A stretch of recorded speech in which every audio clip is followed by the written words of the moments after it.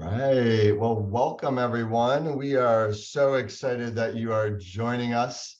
I guess, where I'm at in California, it is still morning, but I think for most of the country, it is the afternoon.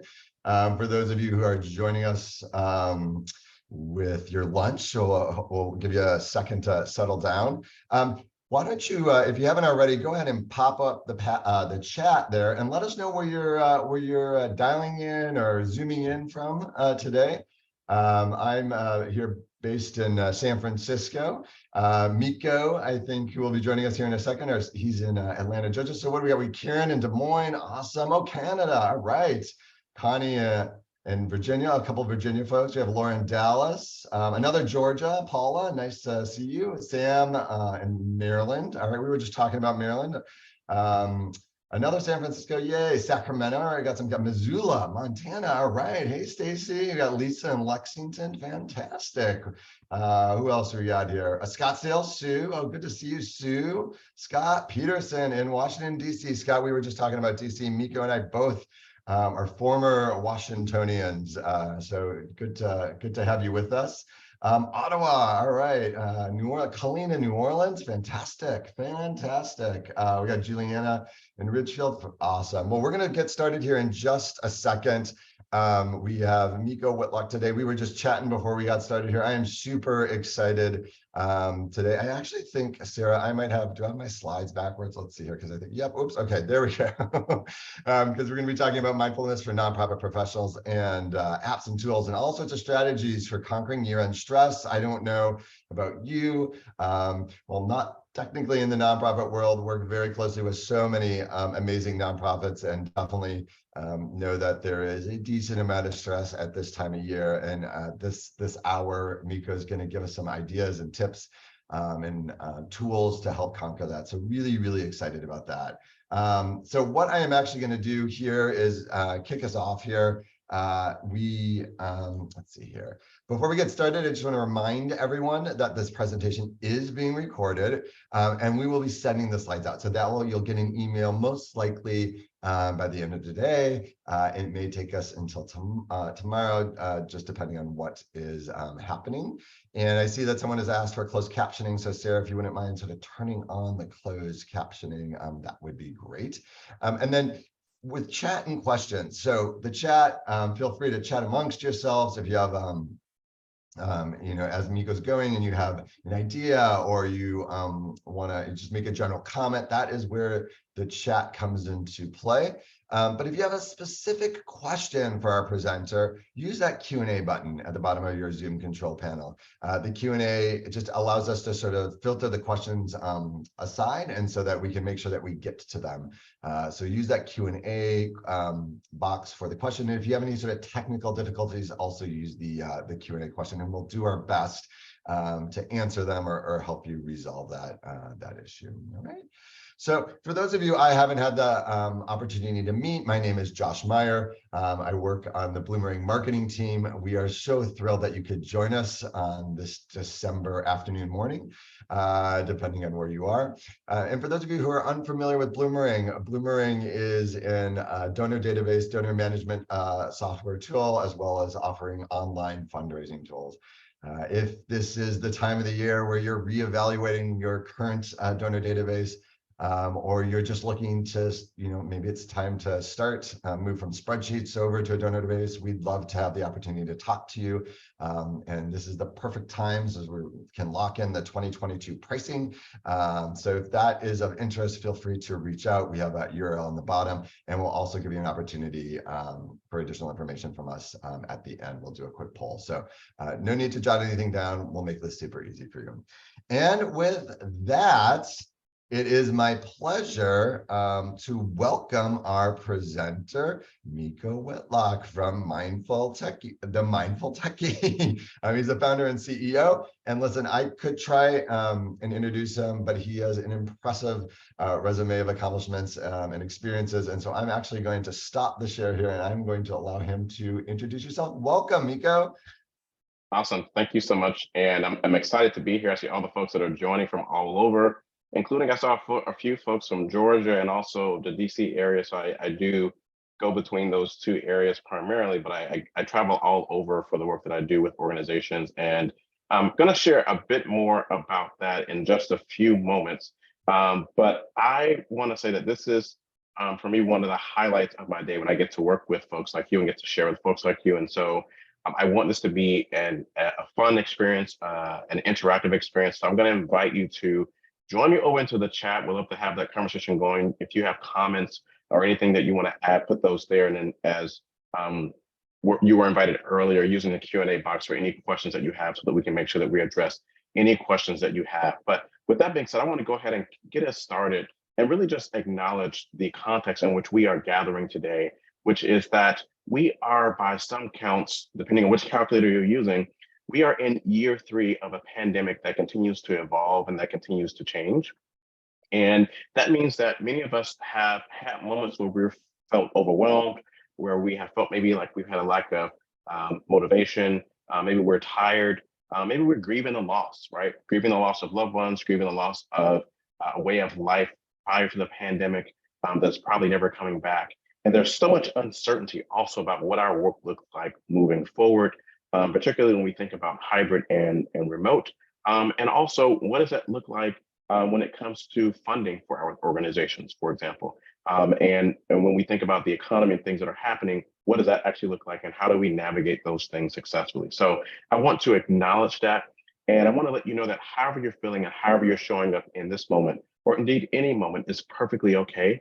That is a perfectly human response to where we are. And it's actually a healthy thing, right? To be able to acknowledge how you're feeling, where you are in a particular moment, because that is a powerful place to start your healing journey and to figure out how you move forward from here. So it's with that that I want to focus on today, sharing just a few strategies. We don't have time to do a bunch of a deep dive, but we do have time to talk about just a few strategies that I'm going to share, and I would love to hear from you as well, what you would add to this list. But mindful strategies for conquering year-end stress. And so why me? Why now? Why am I here? Well, I am a speaker, I'm a trainer, I'm a coach. I am a workplace wellness consultant, and I work with change-making organizations and leaders all across the world on finding balance, on breaking free from tech life and work life overload. And I come to this work as a recovering workaholic, and I am a trauma-informed mindfulness teacher. And so I use mindfulness as a foundation for a lot of the work that I do, and taking a trauma-informed approach, because many of us, as we approach the work and as we are dealing with challenges, we're experiencing primary and secondary trauma that often goes unacknowledged and unaddressed. And part of that sometimes is getting in the way of us creating sustained change, particularly when it comes to wellness for ourselves and wellness within our organizations. I have worked most of my professional career in the nonprofit and the public sectors, in the communication and technology space. Most recently, before starting my own company, I was communications director for an international association focused on ending HIV and hepatitis. So I understand, from working in the nonprofit space, receiving services from nonprofits, serving on nonprofit boards, and also serving as an external consultant and resource. I understand at all those levels what it's like to do the work that you're doing and have a sense of the challenges that you are experiencing.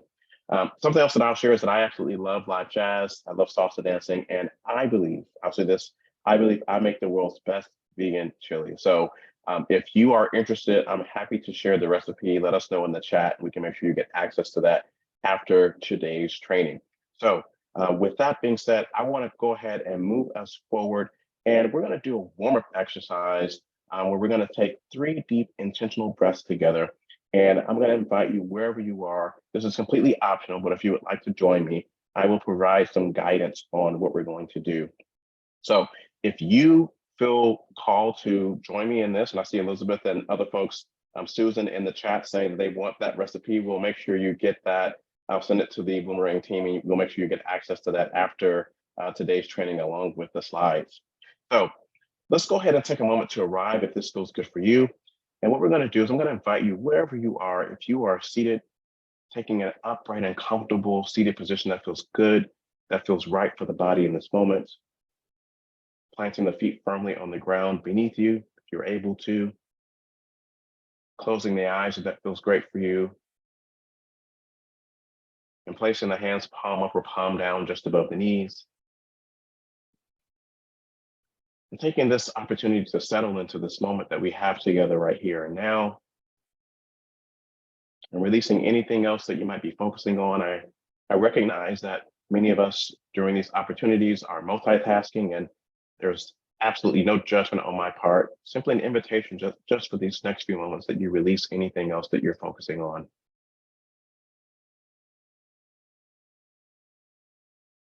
So we're going to take 3 deep intentional breaths, and we're going to breathe in through the nose and out through the mouth. And I'll guide us through that process. So when you're ready, I invite you to join me for this first breath, fully and deeply, in through the nose and out through the mouth.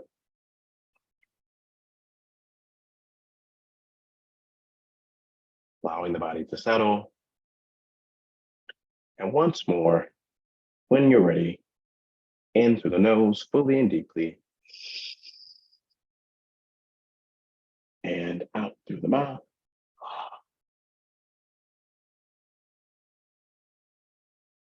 Allowing the body to settle. And one final breath, if you're ready, willing, and able, in through the nose, fully and deeply, and out through the mouth.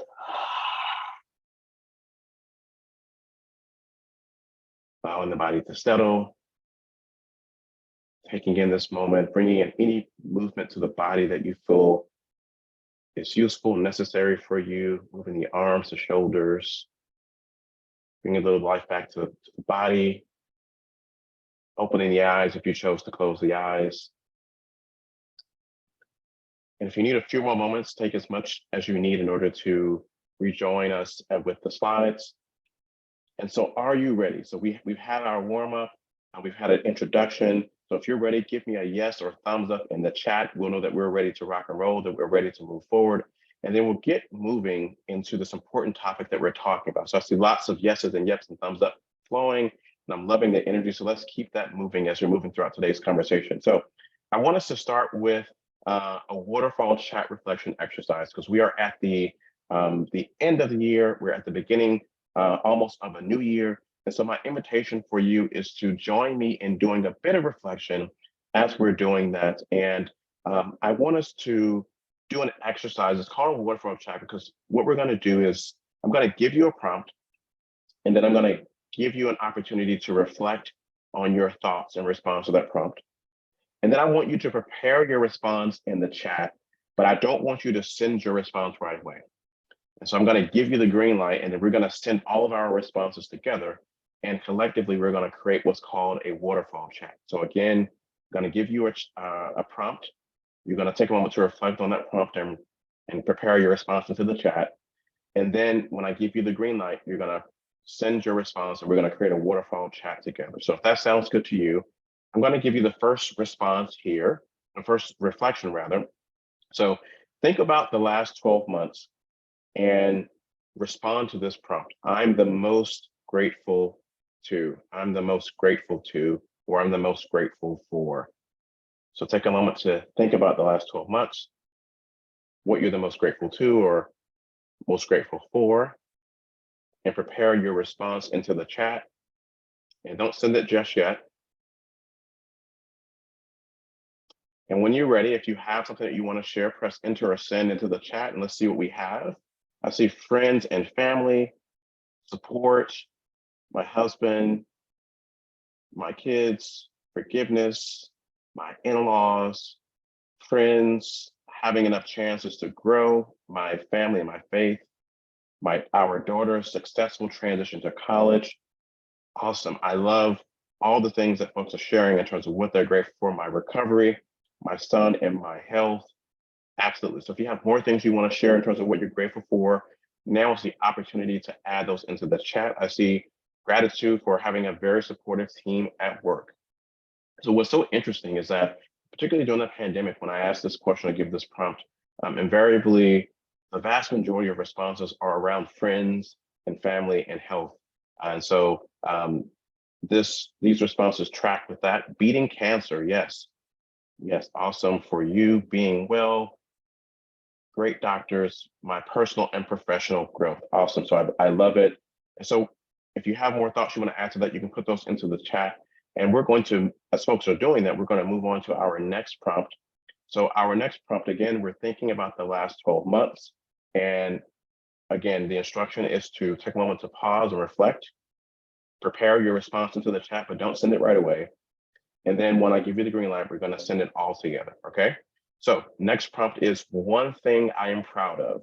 One thing I'm proud of from the last 12 months. One thing I am proud of, or the thing that I'm the most proud of from the last 12 months. So take a moment to ponder that reflection, how you might respond, and then prepare your response into the chat, but don't send it just yet. All right, so if you have something you want to share, you can press enter or send. All right, my CFRE certification, founding a nonprofit, showing up, my husband and his new career, my new job, my career growth. So lots of things around growth professionally, and as it relates to work, sticking to my doctor's plan, taking more responsibility at work, contributing to my nonprofit through learning Bloomerang and reporting, being gainfully employed after 3 years, three plus years of unemployment. Kudos to you. I recognize that that can be a challenging experience. And here you are. So that is indeed something to be proud of. I'm becoming more positive of myself. Self images, self-reflection, how we think about ourselves is very important. Managing to take it day by day. Yes, day by day, step by step, one day at a time. Absolutely. So if you have other things that you want to share in terms of what you're proud of, you can add those to the chat. And I just want to honor you and thank you all for sharing and being vulnerable, and for the energy that you're bringing to this. This is indeed amazing and awesome. All right, so one last thing I want to share with you as we think about the next 12 months. So we reflected on the last 12 months. I want us to think about the next 12 months. And so if you are ready, the same invitation stands, which is to reflect on the prompt, prepare your response, and then wait for me to give you the green light before you share it in the chat. So the final prompt that you have is one thing I'm excited to experience in the next 12 months is. One thing I'm excited to experience in the next 12 months is. So take a moment to think about your response to that reflection, to that prompt. And when you have a moment to prepare that response in the chat, and when I give you the green light, we're going to share those things together. One thing I'm excited to experience in the next 12 months. If you have something to share, press enter or send. All right, running a 5K, travel, feeling more settled, traveling to new countries, lots of travel in here, taking my career to the next level, visiting my family overseas, my daughter's wedding, learning new tool sets as we prepare to take our systems to the next level, setting boundaries and advocating for myself more. Absolutely. Continuing to grow my business, self-improvement. All of these are very wonderful things. And so if you have additional things you want to share in terms of what you're excited to look for in the next 12 months, share that in the chat. We can all support one another and send some good energy that way, for those things that you're looking forward to in the next 12 months. All right. So well, we have that reflection exercise out of the way. We're going to move forward and talk a little bit about the challenge that brings us to today's conversation. And as we get started, I would love to hear from you about your biggest stressor during year end, because we're talking about year end stress and mindful strategies for managing that. So we have a Slido poll open. And for folks that are new or are coming back to this, you can use your mobile device to scan the QR code, and that will open up the poll for you on your mobile device. Or if you want to pop open a web browser, if you're on a desktop or laptop, and type in mindful as the event code, you'll be able to see the question and you'll be able to respond to that. And together, we're going to create a word cloud. And that word cloud is going to allow us to see themes and trends and what are the biggest stressors that we are dealing with. So I see work-life balance as one of those coming up, balancing and accomplishing all the things. Absolutely, we have so many things on our plates. Fundraising, Depression, right? Mental health, emotional well-being is really big. Filing taxes, applying for grants, not enough time. So one of the things we're going to see as we're creating this word cloud together is that the bigger the words appear, the more we are putting those words in. So these are things that we are seeing. And I see we have a couple of things in the chat as well. Tatiana saying, making sure the year-end tax acknowledgement receipts go out and that they are correct. Absolutely, that they go out and that they are correct, that they're accurate. Negative coworkers, yes, that's a challenge. Relationships and stressful relationships at work, right? One of the biggest things people indicate as one of the reasons that they might not enjoy their work as much is negative relationships with people. New position at work. So maybe that's challenging. Maybe you're in the process of learning. Too much snow. Yes, for folks that are, yes, in the North or in the Midwest, our Canadian folks, absolutely, we understand that snow can be a bit of a challenge during the winter months. So the things that are rising to the top, though, we're seeing work-life balance, not having enough time, fundraising, a new position at work. And I see in the chat as well, someone is sharing that their husband's health issues, right? So, and someone else mentioned depression, right? So we are whole beings outside of our professional work. And so our health and wellness is also part of that. Evan is throwing in the mix grief, right? So we're grieving loss of loved ones. And this time of the year can be really tough for lots of folks because we have the holidays that sometimes reminds us that we don't have those folks with us. And so that is absolutely can be tough for some folks. Holidays that I don't celebrate. So I think this sort of falls into that bucket as well, and winter blues. So we're going to leave this poll open. And if folks have other things that they want to share, you can continue to share. But we're going to move forward. And I want to share at a high level some of the trends that I'm seeing in terms of contributors to what we're seeing as pandemic stress or post-pandemic stress or right now at year end. One of the biggest ones is around uncertainty, right? Although things have shifted, I think, in a good way, at least for now, when it comes to the pandemic, we still have lots of challenges ahead of us. And there's so much uncertainty in terms of what does it mean in terms of safety? What does it mean in terms of how we do our work together? What does it mean in terms of how the economy is shifting in the US, for example, and how that's affecting fundraising? All of these things are very real and top of mind. And these are stressors that are with us either at the forefront or in the background as we're moving through life and work. There's the safety issue, particularly for those of us that are doing in-person work or hybrid work, where we're having face-to-face interaction with folks. We have different levels of risk. And so navigating that, figuring out what are the protocols to be, how do we greet one another? Now I was at an event earlier this week and we were trying to figure out, do we like shake hands? Do we fist bump? Do we elbow bump? Like, what do we do in terms of connecting with one another? And that certainly ties into the social anxiety piece, right? Many of us have gotten used to a certain way of working and connecting with one another during the pandemic. And we're having to shift gears again as things change and evolve in terms of how we connect and work. And then, of course, there's the work-life balance piece, right? Or the lack thereof for many of us. And the collaboration and tech overload piece. For many of us, the number of tools that we're using has increased so that we can stay connected and stay productive during the pandemic. And the amount of time we're spending connected to those tools has actually increased, right? So you have, your fundraising databases like Boomerang, you have your project management tools, you have, your email systems, calendaring systems, collaboration tools, document storage, all these things, Slack, Microsoft Teams, and the list just goes on and on. And so what I want to do is to share just a few strategies for mindfully conquering year-end stress. And when we think about mindfulness, I really love this graphic here, which really depicts this person that have a dog, and they appear to be in a park where the sun is shining. There are green trees and there's fresh air, but yet they have all these things that are on their minds, right? And you look at the dog, and the dog seems to just be able to be there and to just enjoy the space that they're in. So let me know in the chat, how many of you would actually like to have more moments where you're more like the dog in this scenario? Let me know in the chat if you would like to have more moments like the dog. And I see lots of folks saying yes, oh yeah, 200%, absolutely. I think most of us would like to have more moments where we are like the dog. And when we think about mindfulness and mindfulness-based approaches, one thing I want to share just very briefly is that mindfulness is a natural part of our human experience. And it's simply our ability to pay attention in an undistracted way to the present moment, right? Paying attention to the present moment without judgment. And that is something that can be cultivated through formal practices like meditation and yoga. But there are also many other different ways that you can cultivate a mindfulness-based approach to life and to work.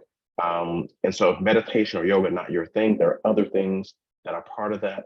And so part of what we're going to talk about today are some practical approaches that don't necessarily require you to meditate or to do yoga, but they require you to pause and to reflect and to think about your intention and then think about what makes sense for you in a particular context. So as we're doing that, I want to extend an invitation to you that some of the things I'm going to share with you might be familiar. They might seem intuitive. You might say, well, duh, like I didn't need to be here today for you to tell me that, right? Well, if you find yourself having that experience, my invitation to you is to ask yourself if something is intuitive, if it's obvious, it's something that you already know, and you aren't putting it into practice because you know it could benefit you, but you aren't putting it into practice, asking yourself what might be getting in your way of putting that thing into practice. Because we know that, common sense doesn't necessarily mean common practice, right? Common sense doesn't always mean common practice. So asking yourself why this common sense thing that seems intuitive to you, why aren't you putting it into practice for yourself and for your organization? So with that being said, let's go ahead and dive in here. And I want to talk about the importance of start and stop routines. So work-life balance was one of the biggest challenges that folks identified when we did that Slido poll and we created that word cloud together. And one of the ways that we can deal with that is, first of all, by recognizing that for many of us, the type of work that we do isn't a 9 to 5 type work, right? For many of us, that simply isn't the case, particularly if you're in leadership or you have a high level of responsibility, or maybe you're in a new role. Chances are the work that you're doing is not going to fit neatly into a 9 to 5 type box. And so what that means is that life is going to spill over and it's going to be a little bit messy navigating the boundaries between work and life. And so one of the ways that we can manage this that I recommend is to create a start and a stop routine if you don't already have one. And this is an opportunity before you dive into your work and after your workday ends to pour into yourself and to nourish yourself.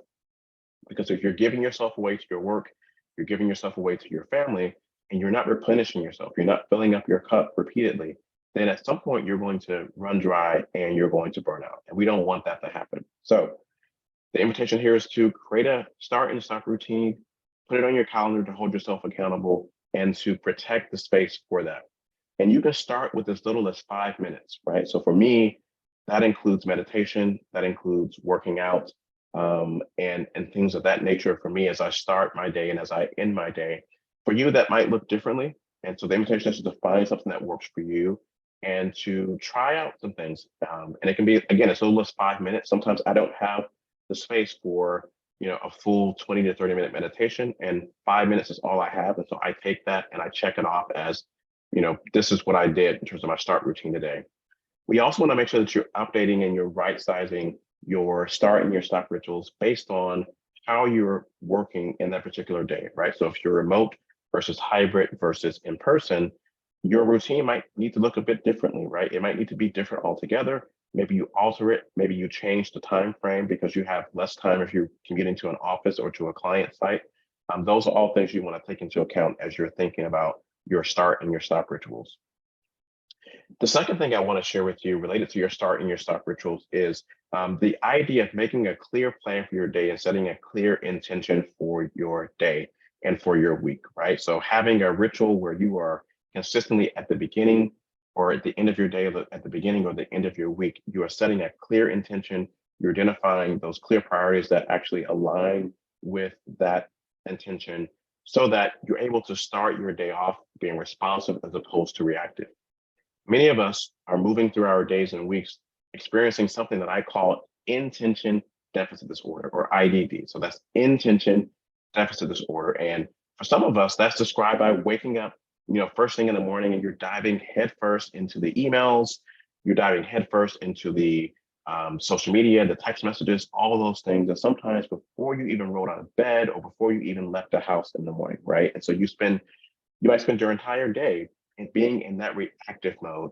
And part of that is because you don't have a clear intention. You haven't taken the time to set a clear intention and priorities. And so your emails and requests from other folks are setting your priorities for the day as opposed to the other way around. So how many folks can resonate with this idea of intention deficit disorder? Let me know in the chat if you're resonating with that, or you feel like, I've been there. I've had some times where I've been that person, or I had that experience today. I'm having an experience right now. Yet I see lots of folks are connecting and resonating with that. So if that is you and you don't have a consistent ritual of creating a start and a stop routine, let us know. And I see Robin saying diagnosed as neurodivergent. And so even more important for our neurodivergent friends to have that structure in place to be able to manage that. Absolutely. So thank you for sharing that. So moving on. So now that we've talked about our start and stop routines, we've talked about setting our intentions or having our routines or ritual for creating a daily plan. That the next thing we want to do. Oh, one more thing I want to say about this. So I created a planner for change makers specifically to address this issue. So if you are a paper-based planner person, and this might be useful for you, you can check that out, and maybe we can include this in the resources afterwards. And if you're using this or a different type of tool, or you have a digital tool that you're using, the larger point here is really just to make sure that you have a process in place that works for you in terms of setting your daily and weekly intentions and following through on those things. The next thing I want to share with you is about updating your rules of engagement, right? Updating your rules of engagement. So why is this important? So, and I see Joshua, thank you, Joshua. I see Joshua added a link to the planner in the chat. So for folks that want to learn more about that, you can check out that link there. So one of the things that we deal with, going back to this idea of jumping headfirst into work and the text messages, is that for many of us, we operate in the spirit that everything requires an immediate response, right? Everything is urgent and important, right? But the truth is that all emails aren't the same. All requests for your time and attention aren't the same. All meetings aren't the same. They don't share the same level of importance and urgency, because if they did, then nothing would be important and nothing would be urgent, right? And so creating our rules of engagement allows us not to make assumptions and to really get clarity about some of these things. So if you look at the left side of this, these are some things that I suggest as a starting point, which is with your team, within your organizations, having an ongoing conversation about when are folks actually going to be available for work, right? So what are the rough hours people are going to be available and expected to be online or in the office or commuting to sites or whatever it might be, right? And then what is the time that you're carving out for that focus time, for that non-meeting time, for a time without the emails and the meetings, so that you can actually get the work done that's generated by all the emails and the meetings. What's the best way to reach you if something is urgent versus non-urgent, right? What constitutes urgent versus non-urgent? So we have a shared understanding of what those things are. And then what are expectations in terms of response times? What are we expecting in terms of response times based on how someone is reaching out to you and based on the level of urgency and importance? And now that we are in this post-pandemic world, we also have to be looking at the right side and thinking about not only when will someone be available, but where will they be working from? Are you working from the office? Are you working from a client site? Are you working from your house? Where are you going to be working from, so that we can take that into consideration as we're trying to stay connected and get work done together, right? And then the final thing I'll share with you is that many of us jumped headfirst into the pandemic and trying to keep the trains moving, and we haven't really had a time to come up for air, particularly when it comes to the tools that we're using to stay productive and stay connected as we are doing the work, particularly remotely, more remote and more hybrid for many of our organizations. And so this is an opportunity to take a step back, right? And to evaluate, is that project management tool, is that document storage tool, are the calendars that you're using, the appointment scheduling tools, are those things working with you, right? And Joshua extended an invitation for you, like if you're evaluating your fundraising database and your system, to consider, Bloomerang as part of that. That's also something that you can be thinking about as you consider an audit of where you are, because what worked for you before the pandemic or even up to now might not be what you need moving forward. So now it's an opportunity for you to re-examine those things as a team, as an organization, and figure out how can you tweak those things, particularly with an eye toward lowering the burden and taming that collaboration overload piece. So people have a more simple way of collaborating and being productive while also still being able to move things forward. And connected to this is an invitation to decrease the number of meetings that you're having, right? Decrease your meeting number or your Zoom number. So let me know in the chat if you are familiar with the sleep number bed. So if you're familiar with the sleep number bed, let me know in the chat if you're familiar with that. So and for folks that aren't familiar, this is a bed that is essentially you have a number that indicates your level of firmness, like your preference for level of firmness for the mattress. And if you have a partner, they too can have their number, and you can have different levels of firmness and still share the same bed, and hopefully all is well and harmonious. I see lots of folks saying yes, they've heard the commercials, but we also have some folks that say they aren't familiar. So hopefully this explanation makes a little bit of sense. So the idea here is that if we translate this idea to our meeting number or to our Zoom number, then also this is not a sales pitch for for the sleep number bed. I'm making a point here about our meetings. So the point here is that when you think about your Zoom number or your meeting numbers, the idea here is that you are thinking intentionally about how many meetings are too many in your day and in your week before you actually see that as being counterproductive, right? How long is too long for a meeting before that becomes counterproductive? And as you discuss this as a team, and as you discuss this as an organization, you begin to see from season to season what actually makes the most sense for you in terms of your meeting number or in terms of your Zoom number for a particular day for a particular week. I think, but one of the things we've seen during the pandemic is that the number of meetings has increased, particularly virtual hybrid meetings. The number of video mediated interactions has also increased, right? Every check-in and every meeting has all of a sudden become a Zoom check-in or a Teams check-in. So that's something that we want to be mindful of as we move into this next phase of whatever work's going to look like for us and our organizations.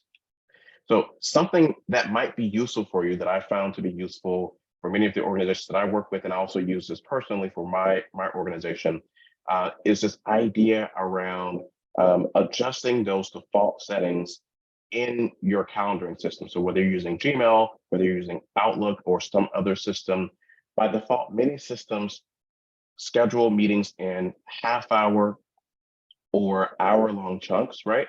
And so one of the challenges, one of the opportunities you have, rather, is to really shorten those and to be intentional about making the time that we do have more impactful by making sure that you have an agenda, right? Doing prep work ahead of time so that when you arrive at the meeting, that you are prepared to actually focus on having the complex, nuanced conversations, making decisions, as opposed to rehashing things that could have been done perhaps asynchronously via email or via collaboration document ahead of time. So a half-hour meeting in this instance could be a 20 to 25-minute meeting, and an hour-long meeting becomes 50 minutes, for example. And the idea is that you give people back a little bit of their time, and you also give people an opportunity to have time to transition. So they go to the bathroom between meetings or between different engagements on their calendar, or whatever they need that time for in terms of transitioning. One of the clients that I work with on the government side actually has a policy called Take 5, where they automatically give people 5 minutes after the start of an hour and 5 minutes before the end of the meeting. They give that time back to folks, and collectively, or I should say in the aggregate, that can make a big difference, particularly if you have a meeting heavy culture and you're looking for ways to scale back a little bit. This can be one small thing that can make a big difference as a starting point. And so connected to this, we also want to be mindful of collaboration overload and taming that. And so there are two things that I want to share with you related to that. So for folks that are sending emails during non-business hours or after hours, and you don't require an immediate response, one of the things that we know that does, that creates unnecessary background stress for the person that's receiving those emails. Even if you tell the person that there's no need to respond right away or not to respond into whatever the time frame is that you insert into the email. And this is something that you want to be particularly mindful of if you are a leader in an organization or you're supervising someone, because one of two things happens we see consistently in organizations is that one, because of the personality type of a person, they feel compelled to respond, even though you've indicated you don't need a response right away. And they're going to interrupt their dinner. They're going to interrupt their time with their kids to respond right away, because if they don't, it's going to stress them out into the night, right? The other question that you have is that, or the other idea, and I see your point, Joshua. The other part of this is that one of the things that happens as well is that the person maybe waits until the next day or whenever it is you say is okay to respond, but they're carrying that background stress with them over into that next day or whenever the opportunity is that they're responding. So the invitation here is to hold off on sending that, maybe scheduling that for a different time to go out during regular business hours, or to maybe put it in draft form and send it out later, to hold off altogether. The second point that I want to make here is about audio only conference calls, right? So before Zoom, and really before the pandemic, conference calls I found with a lot of folks I work with were more common. But during the pandemic, somehow this myth started to float around that folks are going to be more engaged if they're actually on camera and you can actually see them, right? Somehow we can make up for the fact that we can't see each other in person if we just require everyone to be on camera for every interaction. Well, one of the things that we see from research out of Stanford University is that there is a phenomenon called Zoom exhaustion or Zoom fatigue, which indicates that if we are doing too many back-to-back video mediated interactions via platforms like Zoom or Microsoft Teams, that it actually lowers productivity, it lowers engagement, because it requires a higher cognitive load to be able to participate in that way back-to-back. And so the invitation here is to really think about with intention and not assume by default that we need cameras on for every hybrid or remote interaction, but really to ask yourself, what's the intention for people having their cameras on? Can it be on for part of the meeting? Can it be optional? Are there going to be some meetings where it's on and some meetings where it's off? Thinking about that, including that information on the agenda ahead of time, and also making sure that it's in the calendar invite, and being mindful also of the equity issue, right? We see that the same research also shows that there's a more pronounced impact on women, right? We expect women to show up differently on screen. And so some of that is implicit bias that we all carry, that we're all socialized into. So we want to be thinking about that. And also the fact that not everyone wants to share their space with their colleagues, right? And so thinking about that and what that means, and being flexible based on what the intention is for bringing people on camera. So I'm going to pause there. So Josh, you mentioned that there was a question, and I'm happy to answer that question if that question still stands. Yeah, there's actually not a question. We were just reminding people that if they have questions for you, when you wrap up here, we'll take them. There aren't any at the moment, but feel free to use that Q&A section. Yeah, thanks, Nico. Oh, awesome, perfect. Yes, thank you for sharing that. And I see in the chat, Susan's dropped something in. So Susan said that you can turn off the self. I think Susan, you're referring to the self view or the what you call the image of yourself. I think it's called the self view. You can turn that off in Zoom so that you don't have the stress of watching yourself. And so that's actually is one tip that you can do to lower the impact of that Zoom exhaustion, that Zoom exhaustion phenomenon. Absolutely. And I see also another comment here says, Jessica says, sometimes it's people reaching out early or texting early. I've set a rule with my boss, who's a morning person, that I won't respond until 9 a.m. And I feel like that is a great boundary. It's a great way to do that. And, you can set we're going to talk about do not disturb very momentarily, but both Android and Apple now, I think those are the two major platforms folks are using in terms of devices now, allow you to automate your do not disturb for different hours. And so you can set your hours for do not disturb, and that can actually align to, have those messages might come through, but, they won't set off alerts or notifications until, you're ready to receive those. So Jessica, thank you for sharing. That's a great point and strategy. Awesome. And I see someone shared the link for the research that I was referring to. So thank you, Tracy, for sharing that as well. And then Evan says, my org has a boundary that we don't email each other after or before work hours, and we use the schedule send instead. Absolutely. So that is a very good, I think, practice. And I'm glad that you see that seems like that's working for your organization. Now, of course, there are exceptions to this, but it all boils down to communication, right? So if you, like we're working year end and maybe you're expecting that people are going to be working a little bit extra or working outside of traditional business hours in order to get things done, or people know because of that to expect emails at a certain time outside of traditional business hours, of course, you know, that's an exception to that. But as a general rule, if it's not urgent, if it's not important, doesn't require an immediate response, those are things that can wait, that can be scheduled, or just simply hold off on scheduling those until a later time. So with that being said, I have a few more things that I want to share with you, but I'm curious before we do that, what would you add to the list? So I've shared a few things with me. It's not an exhaustive list, but if you want to share, you can go back to Mindful.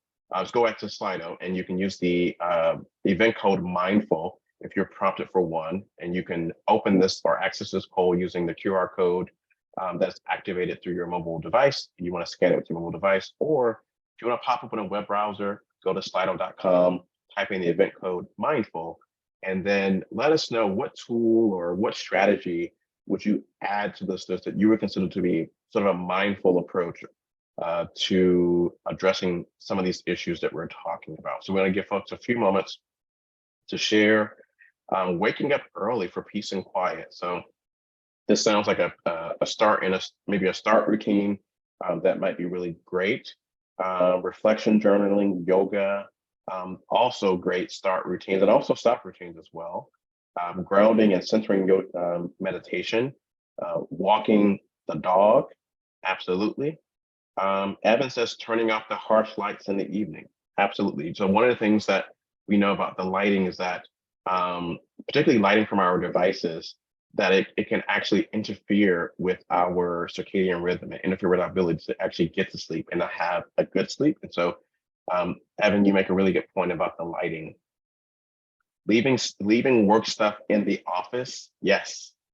So I think there's a phenomenon that's called ambient stress, right? And so simply having your work device or having work materials in the same physical space where it's visible can be a source of what some researchers call ambient stress, right? So leaving work stuff at work or putting it in a different location out of sight, out of mind can be very useful. Music, using a planner, stretching. Let's see what else that we have. Outdoor time. So it looks like we have a few more folks that are sharing things, and then we'll move us forward. And it looks like we don't have any questions either. So looks like we're doing pretty good. All right, so we're going to keep this poll open. If folks have other things they want to share, we'll make sure that they have this available. And I see one more thing I want to highlight because this is one of my favorites. So taking a shower with happy music playing. So this is one of my go-tos. And I can do this in the morning or in the evening. But for me, showering with good music is a very meditative experience for me, very relaxing, rejuvenating experience. And so happy to see that someone else has found that to be equally as useful and impactful. All right. So I want to talk specifically, so we talked a little bit about strategies. I want to talk a little bit about tools that you can use. And as we get started, I want to share around this concept of social distancing. So we've talked a lot about this in the context of protecting ourselves from the spread of COVID and other diseases, but we can also do the same thing in terms of changing our relationship to our technology. And that includes turning off the notifications for non-mission critical apps, or doing like there was one person who shared earlier about the text messages, right? So I think it was Jessica who shared about the text messages, not answering those or responding to those at a certain time. Creating a bedtime for your devices, just like you do for yourself and for your children, and charging those devices outside of your sleeping area or your work area, and buying a real alarm clock. Those are all ways that you can practice healthy social distancing from your devices. So building on that, one thing I want to share with you is about night shift mode and night light mode for both the Android and the iOS devices respectively. And I think one person already shared about addressing the harsh lighting in the evening, right? And both of these allow you to set automated timers so that at a certain time, the brightness of your phone essentially shifts so that the brightness isn't interfering with your circadian rhythm. isn't interfering with your ability to get to sleep. And hopefully an indicator that perhaps it's time to wrap up your time on your device, and to place it on the charger, preferably outside of your sleeping area if that is something that is a distraction for you. If you're one of those folks that experiences IDD because you're waking up first thing in the morning and you're grabbing your device before you've even rolled out of bed, this can be a good strategy for you in combination with some of the other things that I shared. And Susan's also sharing in the chat that taking social media off my phone was one of the best things I ever did. That's actually a strategy that I use. I access social media on my tablet and on my desktop, but I don't have it on the phone that I actually carry around, and that has worked for me. That's a more extreme way to manage that, but can be effective for some people if you feel like that might work for you. Do not disturb, which I talked about previously. Again, this is something that is also both Android and Apple allow this configuration. I have mine set to be automatic. So from 9 p.m. to 10 a.m., all of my notifications are silenced and it's done automatically. And if there are calls that come through that are emergencies, there's a fail-safe feature that allows people to call back to back. I think it's 2 or 3 times, and they're able to break through if it's an emergency. But other than that, the notifications are silenced and I can get those when I wake up the next day after I've done my morning routine. If something is urgent and important, again, people have the opportunity to call. And the important thing here is to let people know right ahead of time that, hey, this is what I'm doing. If something is truly urgent and important or you have an emergency, here's how you can bypass this setting so that you can reach me. Stay Focused is another tool that I use. So this is a tool for the web browser, so for Chrome and for Firefox. And this is for folks that maybe find yourself surfing the web and you're distracted by those things. So for example, I'm a political news junkie, so I can spend all of my time going down the rabbit hole of political news. And one of the things that's helpful for me is a tool like Stay Focused that allows me to set a time budget for those websites. And so I give myself a daily 30-minute time budget for those. For me, what are those distracting political news websites? And so I allow myself to browse those websites. And after my 30 minutes is up, I get a pop-up that says, shouldn't you be working? And then the websites are blocked from that time forward. And my time budget resets every 24 hours. And so that allows me a healthy balance of allowing myself to indulge a little bit, but also allowing myself to balance that with living life and getting the important work done. Nudge is another plugin along those lines. So this is also for Chrome and for Firefox, and maybe for a couple of other browsers, but primarily for Chrome and for Firefox. And this is something where it's a different way of protecting yourself with those distracting websites. And so let's just take social media as an example. If YouTube is a big distractor for you, before you go to YouTube, you're going to have the slider that you see at the bottom of this screen in order to open it. And the idea is that this forces you to pause and to really think about what you're doing and if you really want to spend that time on YouTube. And the more you visit one of those distracting sites during the day, the harder it becomes to actually slide the slider, with the idea, again, forcing you to pause and to think, hey, you've already spent time.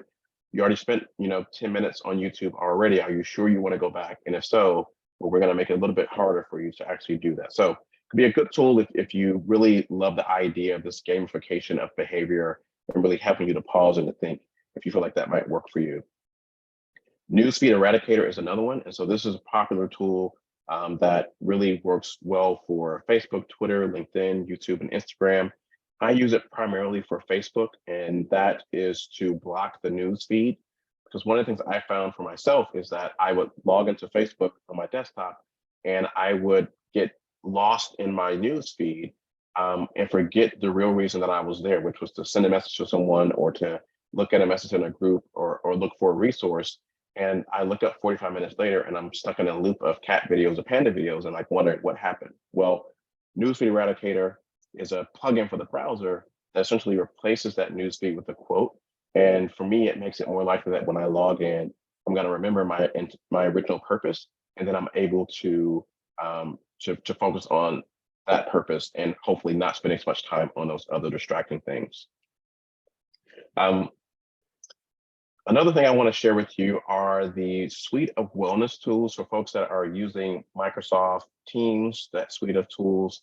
Microsoft Teams now has a suite of wellness tools called Viva Insights. And this is a set of tools that allows you to do things like virtual commute. And for folks that need help with scheduling and following through on your start and stop routine, this actually will, this particular set of tools will allow you to add that to your calendar. You can do meditations directly in the platform, for example, if that's something that you do. They have a partnership, I believe, with Headspace that facilitates this process. There are also statistics at the administrator level. If your administrator has this installed, that allows you at a team level to see how much time your team is spending on email. Are people working after hours? Are people overloaded in terms of their calendars? There are insights like that that allow you at the team level to get a pulse of how your team is doing and if they're overloaded, and what you might be able to do to support them if they're feeling that way. One final thing I will share with you is, in this age of trying to stay connected, right? We have Coffee Pals and Donut Bot for Slack and for Microsoft Teams, respectively, that allow you to automate the process of connecting folks, right? For virtual or even in-person coffee dates or check-ins, so that across teams that you are not forgetting, particularly in the remote and hybrid setting, the importance of those social connections and those social ties. And so it's an informal way of connecting people together, and a way to think about the fact that if we're not in person, we don't have that water cooler, that casual conversation that you bump into someone in the hall when you have that conversation. Coffee Pals and Donut really help us to facilitate that in the virtual realm. And so I see Sam saying it's pretty good. He's a big fan, and I see Macaulay is also sharing some things. Finch, the self-care widget pet, has a free journal prompts, meditation timers, etc. So awesome. Thank you for sharing that. And so someone's asking, is it on Teams? So Coffee Pals is the plugin for Teams, and then Donut, I believe, is the one for Slack. And so and I see Josh saying that they use Donut at Bloomerang. So Josh, maybe you can tell us in a bit how that's working out for you all at Bloomerang.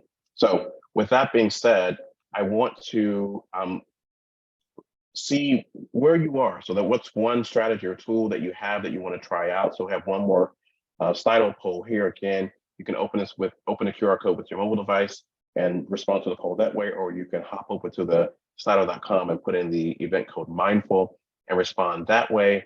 And now is also the time too, if you have questions, to put those into the Q&A. So we're going to have a few moments, I hope, to address any questions that you might have, and we can respond to those. And let's see what we have. So deep breathing. Okay, so deep breathing looks like it's something that really resonated and landed for some folks. Viva Insights. So with Viva Insights, this is something to remember, that if it's not something that you can access in your current instance of Microsoft Teams, you want to contact your IT team or your Teams administrator to see if that feature has been enabled.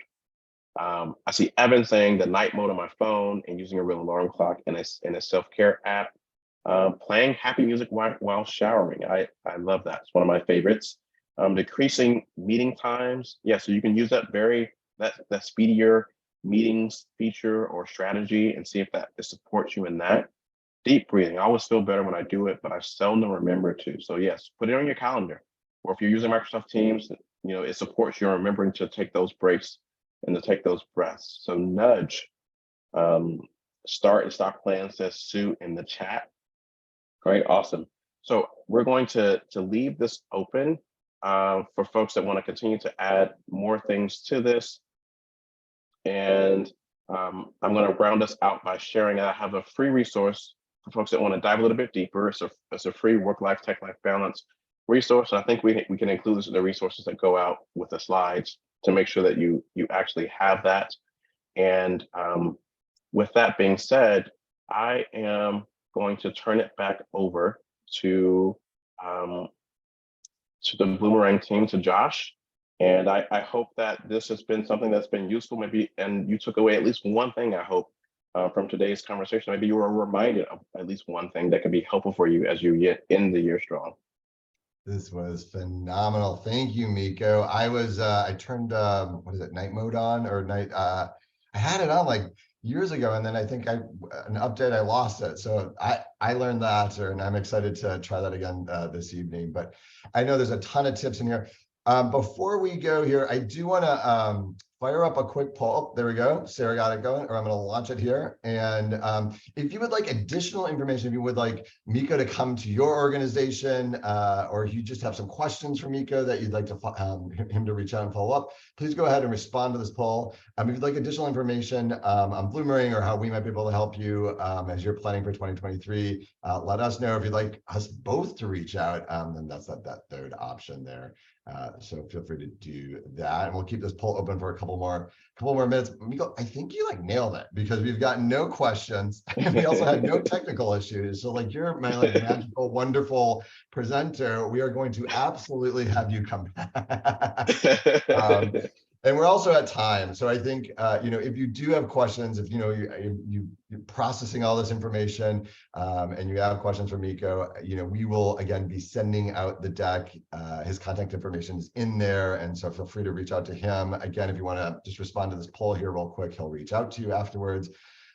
But thank you, Miko. This was, I think the background, I was sort of trying to figure out, like, were you actually in the Caribbean? But no, I think it was just meant to calm us and smooth us. And yeah, he is in the Caribbean. I'm sorry, or maybe he's not. But it was definitely, it all sort of tied together. And I think I know this time of the year is stressful for many people. So I definitely took something away from this. So we really appreciate you sharing. For those of you joining us today, we will be doing another webinar next week. So feel free to join us. You can check out all of our upcoming webinars at the Bloomerang website, which is bloomerang.co. But until next time, we will see you all, and happy fundraising, and good luck as you all are finishing the finishing touches on final year-end campaigns. So we wish you all the best. All right, take care. Thank you again, Miko. All right, awesome. Thank you. All right, bye-bye, y'all.